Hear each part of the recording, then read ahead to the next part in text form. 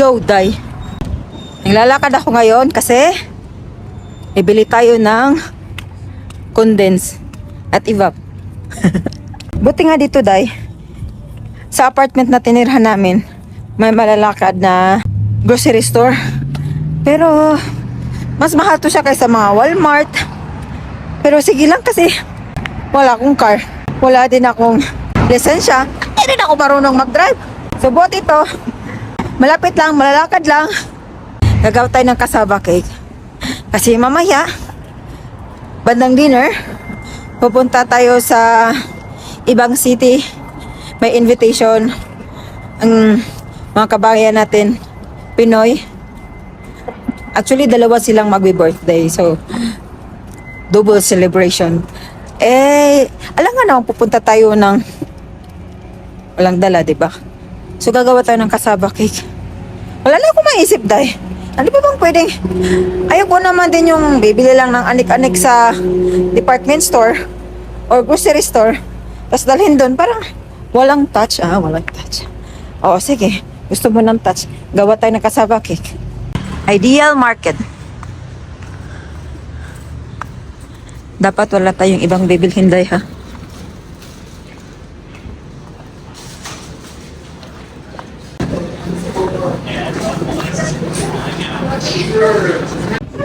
Yan, Day. May evap na. Tapos, condense. Yan. Ako lang gurong mas maliit ang condense, no?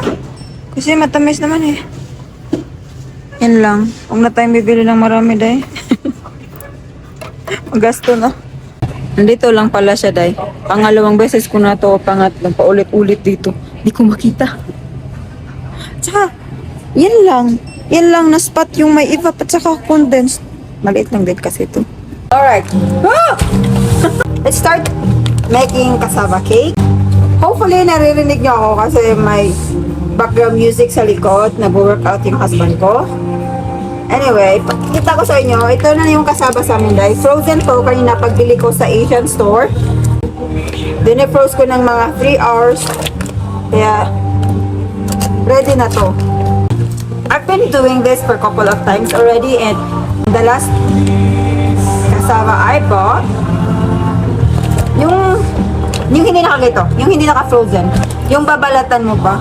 Ang daming, ano ba Tagalog, bukbuk? Yung, ang dami niya sira sa loob. Siyempre, pagbili mo, hindi mo naman makita kung how much yung sira sa loob, di ba? Kasi, ay balat pa! Sabi ng cashier, I think she's may-ari to, sabi niya. Sabi niya, are you making something? Hindi ko naalala yung sinabi niya. Sabi ko, no, I'm not making cassava cake.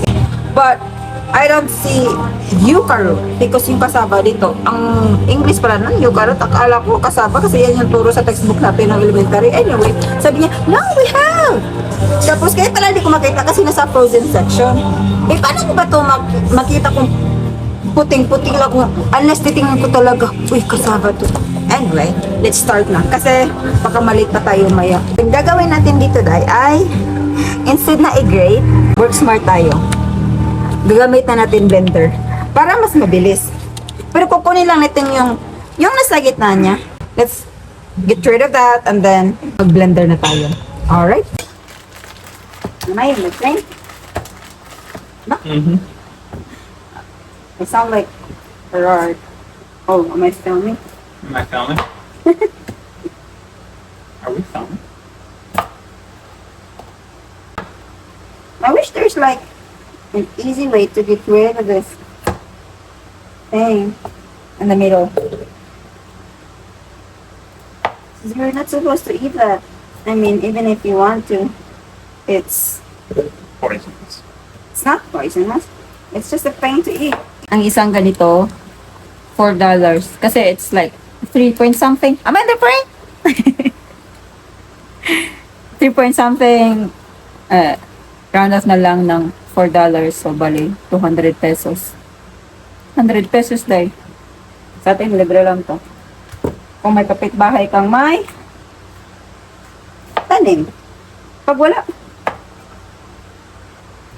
bibili ka isang balde, siguro 200. Isang balde, hindi 3 piraso. Anyway, nasa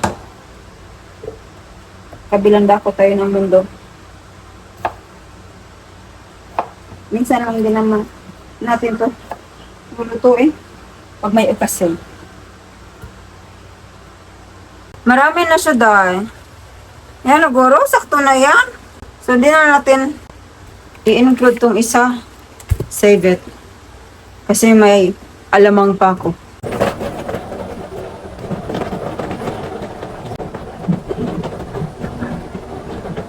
Pigain lang natin to dahil, pero hindi naman lahat.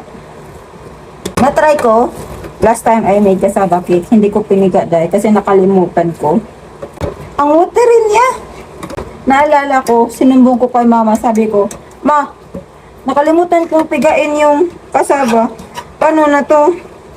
Sabi ko na. Sabi niya, hinakain ko na. Wala din naman nangyari sa akin dahil. Pero, di ba sa atin, pag magluto ka ng kasaba, puto man or suman, talagang pinipiga mo, day. Pero di naman siguro sa reason na nakaka-poison. Kasi, niluluto nga natin to ng buo-buo, binubol, sinesteam, di ba? So, I think the reason why pigain natin to, para yung ibang products like mga condensed, iba, coconut milk, butter, manunuot. Nuot sa sarap. Lagyan natin to ng butter dye kasi yan yung sikreto para malinamnam. And then, in-melt natin to. And then, every time I make my own cassava cake, laging may something, laging may kulang, may mali, kasi I don't take down notes. Tapos, ano naman ako walang measurement, tingin-tingin lang, eyeball. Eyeballing. If it turns out not good, then suck it up. Huwag naman sana ang effort. Wala akong dadalhin mamaya. Plan B natin, day. Ano ba ang plan B natin? Plan B natin, bibili lang tayo ng wine. Pero, last resort yan. Sayang naman yung effort natin. Maglagay tayo ng 2 itlog. Bakit 2? Hindi isa? Showin ko lang. The more the merrier. Marami naman kami itlog din. And then, one thing I learned after so many attempts to make my own cassava cake, instead of coconut milk dye, coconut cream. Cream dapat hindi milk. Kung gusto mo ng creamy, malapot, mas masarap ang cream. Dito naman talaga laging nakadilata na lahat. Kasi wala naman kaming niyog dito, walang niyog sa US dye. Kaya, kung gagawa ka, try mo cream. Kasi creamier siya kaysa milk lang. Yung milk, di ko na lang siya gagamitin kasi may munggo ako. Magmunggo tayo some other days. Lagay na natin to.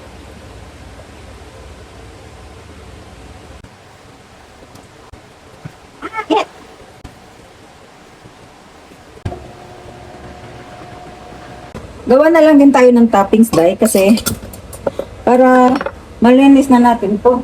Butter, condensed, at saka milk.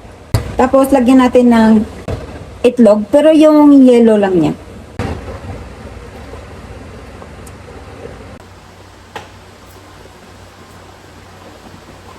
Yan, tapos na yung ating cassava cake, day. Legit na. Para siyang may toppings na cheese. One more time. Happy birthday to you. Happy birthday to you. Nagkakagulo dito sa birthdayan. Nawawala ng pandisan. Wala na, naubos na. Ayan si Emily bumibida. Wala akong pandesal. Saya naman. Pandisan yun. Ano nga yung pandesal ni Ambi? Naglaho. Mga kaibigan, nawawala ng pandesal. Ito, interviewin natin. Hello, Day. Di pala ako naka-goodbye kanina. So, magsa-sign off na ako. Ito sa likod ko. Yung cassava cake, ubos na. Masarap, ubos. Tapos, ito yung mga Sharon ko. Balutin mo ako. Prutas. Iba't ibang klaseng prutas. Tapos, may pandesal. Filipino spaghetti, sarap-sarap. Beef brisket. Meron din, so ganinang basta ang daming pagkain dahil bilib ako sa nag-birthday kasi dami niyang alam na mga luto. Anyway, I'm always happy every time na na-meet ko yung mga kapwa Pinoy kasi ang ingay, the energy, tsaka may nakilala din ako kanina, taga Bohol din, so ang saya-saya. Hi. Okay, 9:30 na, matulog na tayo. Good night, I'm signing off.